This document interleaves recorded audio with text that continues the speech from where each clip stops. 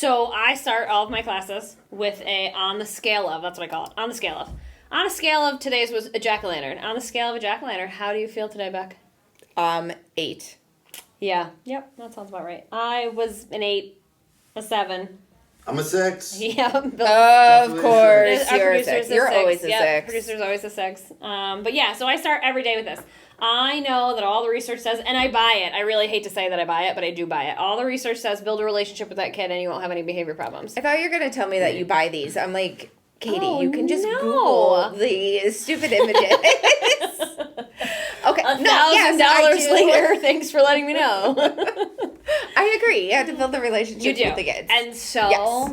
I asked is what I start with my ninth asked graders them, what's every your day. internal weather today? Oh, that's a good question. And then they come up with all sorts of really weird answers. Quite a few kids have had hurricanes lately, and that makes me genuinely feel bad concerned for about their them, right. health. But I didn't do it this week because we were killing so many trees. Like, I was doing it on paper. Yeah. And then I got yelled at today for not asking how the internal weather was, so that will make I had an resurgence. 11th grader today tell me that I'm the only teacher they have that asks how they're doing every day. And I was like, wait, you're the only teacher you have. I'm the only teacher you have that, like, does the on a scale of? No.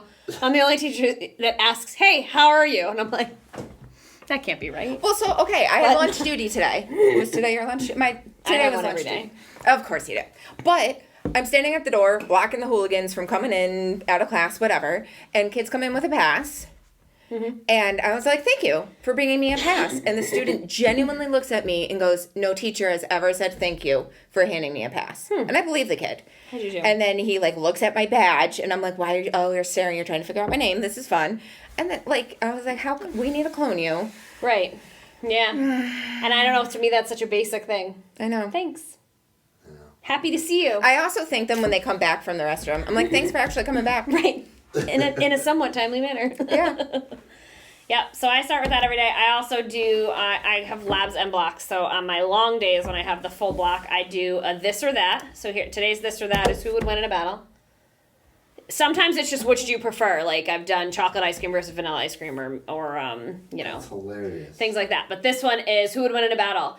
I always think the who would win in a battles are going to be like a split bickering, no this one, no Do this they one. all kinda. just, like, agree? They all agree every time. It doesn't. I'm like so frustrated by it. I mean, I feel trying like to get a them to debate things. Vampire would win. Was that what your students felt? Yes, But what if a vampire then bites a zombie? This Wouldn't it is what I then said. become a zombie? This is exactly the argument that I made, and nobody, because I have to now play devil's advocate because they're all on Team Vampire. And then it'd be a vampire zombie, but the zombie would be. I don't know. I agree. feel like I it's a- Now, think do it's a they toss-up. vote anonymously? No, they just sometimes I'll have them like talk at their group, and then I'll ask them, and sometimes I just say, "Who's Team Vampire? Who's Team Zombie? Why? Why?" They don't realize that I'm getting them to do claim evidence reasoning. Look at you. It's tricky. They have no idea. Sneaky pants. So and so. Yep. So they don't have any idea that I'm getting them to like justify their answers. But why? So how did you create this background? Like how did you make this? Oh, the background. You just snag a background off of Google. Well, like how'd you make the slide? Oh, so I'm going to show you. That's what our topic That's was. a great Great question. segue. Great segue. So I obviously use the Bitmoji thing every day. It also helps me stay really organized. And it helps me say, when a kid's like, oh, I missed class. Okay, go back to your Google Classroom. Go to that day. Click on the agenda. Boom. As someone who is dealing with your students who are in quarantine, it has made my job incredibly easy. See? There I'm you like, go. what days were you not here? Okay, click, click, click, click. Here is your agenda, and here's what we shall do. Exactly. So to make a Bitmoji classroom, first thing you do is you open up just a Google slide. You could totally do this in PowerPoint too. I like to just clear out all these things that are in here because I don't need any of that. I'm going to make my own. You have to think about the Bitmoji classroom as building from the back to the front. So you have to think about the background first, your floor, your wall if you want, and then you can kind of work from there. So there's two different things you can do for your background. One thing you could do, I'm going to add a slide here because I'll do two different ones really quick. That's not what I want to do. Sorry, I'm not used to the Mac. No, you're fine. Let's Cut see. all this part out. Yeah, okay. So one way to do a background is to decide what color background you want. So you just go to change background. I know we're doing this in slides. There are similar features in your PowerPoint, so you can do most of that stuff with PowerPoint. Let's say I want my background to be, I don't know, a nice yellow. Ooh, that's hideously not nice. A nice yellow. Try again. That is not sunny. That's a little better. That's something you might paint a bedroom or a classroom or a whatever. Okay, Yeah. kitchen, whatever. It's not my kitchen color. So then what you have to do is you just go to like an image search. Obviously, if you're looking at any point to sell any of these things, you cannot just Google images. You have to create your own stuff. But if you're using it in your classroom, typically it's like free. Hi, I'm new to Google. It's free. Typically it's just free for like, what is it called? I can't think of what the name of the trademarking thing is. Personal use. It's personal use, or like it's not personal use, but there's like a word for like using it in the education platform that I obviously can't think of right now. But also, did you just Google?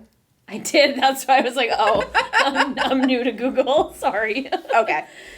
Floor background. Let's just do. Let's see what I come up with floor. Obviously, yep. Go away. You need images, so flooring images might not give us what we want, but that's not bad. So I'm gonna put this nice one here. Could you just pick one of the ones that has like the floor and the wall? That's exactly what I was gonna say. So you could just put a floor in on the bottom of your thing. Like, can I right click on this? Look at that. Okay, find me, copy image. And then I think I need to go get tested to see if I need glasses because I literally can't see. I have very good eyes. Can't hear worth a damn, but very good eyes. Okay, well, get Deaf that going as a for you. doorknob.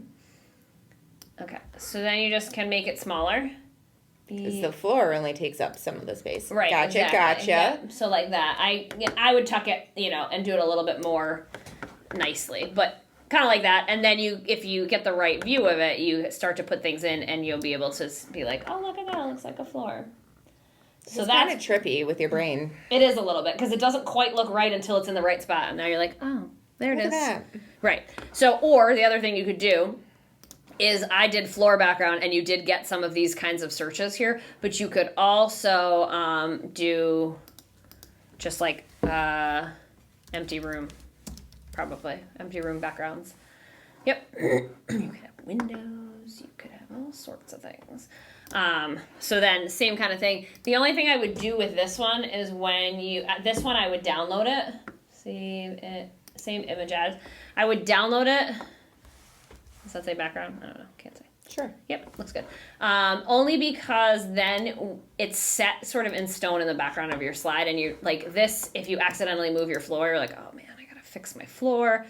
Whereas at least if you're using the whole thing as a background and you add the background, and now instead of doing the color, you just add the image, then it's set and stuck, and it's just one less thing you can accidentally move. Downloads? Does that say background? Sure. Sweet. Can you also Hopefully you don't have any weird pictures on here. Image search right from when you do insert You background? totally can. Oh. Now this one didn't come out great because it's blurry. I don't love it. But I'm going to live with it for the purposes of this. But or I could do it on here. On an earthquake. It's earthquaking. It's happening. It's fine.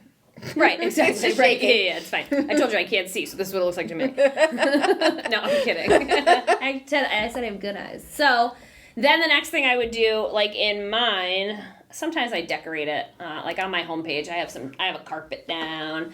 I got some plants in the background and all that kind of stuff. So I would do all of those kinds of things next. The trick here is, and you totally can use just the insert image feature here.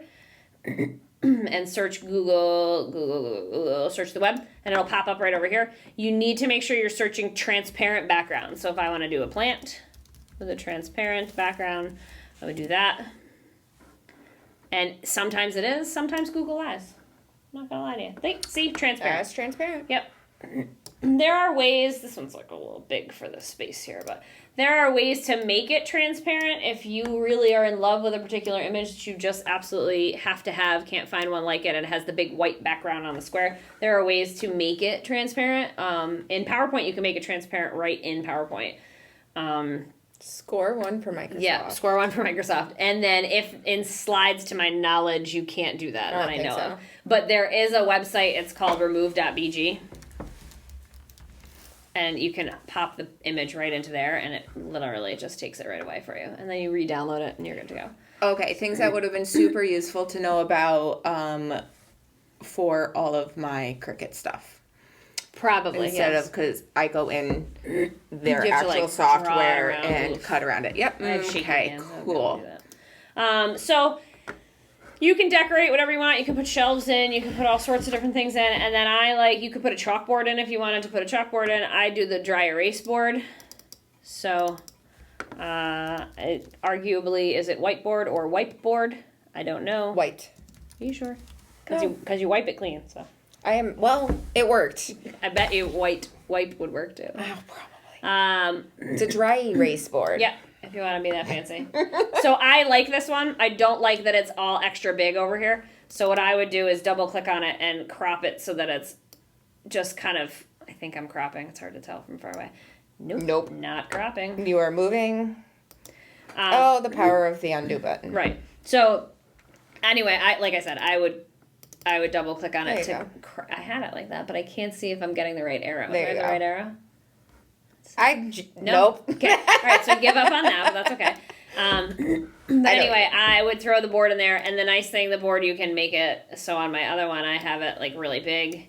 I have it in the middle. Hey, it's like when our classrooms were first built and the board was touching the floor. Right, exactly. Let's just put this right here on the floor. It's great. It's a wonderful spot. And then this is where I get a little fancier. So I would insert a text box if I wanted to say, good morning, whatever. And then all of my other things in mine, I keep forgetting that's going to pop up. All of my other things in mine, these are images that I've put in, and the images get linked to another slide in the slide deck. And all those images are your Bitmoji. They are my Bitmoji, yes. Okay. If you have the Bitmoji extension, you can type just about anything into the Bitmoji extension. It will create a Bitmoji with that word. You can't type like whole sentences, but... Can you, in the extension, change your clothes, or do you have to go on your phone? I have to go on my phone to change my outfit. Yeah, had to Well, change into I'm still on last winter's outfit, so good thing it's about to be cold again. Well, I think I'm in the vampire outfit currently. That's where we're at. I was able to get this one to be, I just searched zombie in it, and there happened to be one that would let me be the zombie. But she's carrying a football, but it was fine. I just went with it. Fine, she can have a football, and then, but my official Bitmoji right now actually is definitely in the vampire outfit, I think. But it's Halloween, so we'll stick with it. So basically that's how you do it. You just kind of keep layering things on top. Our producer doesn't have the Bitmoji extension on his Chrome. That's gonna have to be your next video. How to get Bitmoji on your extension. So I can't put my actual human in there. But then I would do something like, maybe, what else would we link to this? Here, maybe it would be my after school schedule. So here's my after school schedule this week. Somebody's having hot flashes over there. If you highlight it and you right click on it, there's a lot of ways you can insert a link, but you can right click on it, you can Control K, you can Command K if you're on a Mac, and you want, instead of a link to an outside website, you want slides in this presentation. I only have 2. It gets really hairy when you're at like 400 slides, but then slides, and this will lead you when you're in present mode. Loading.